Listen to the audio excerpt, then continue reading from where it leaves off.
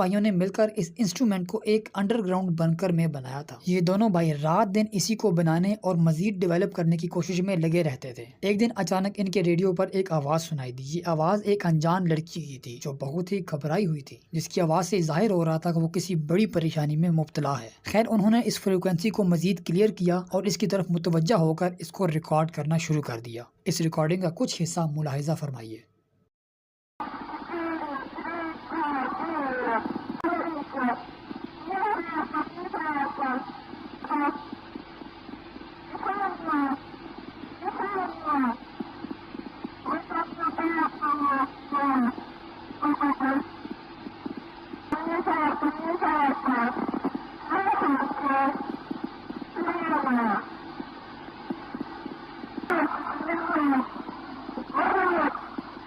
इस रिकॉर्डिंग के मुताबिक पता चला कि ये लड़की रशियन लैंग्वेज में बात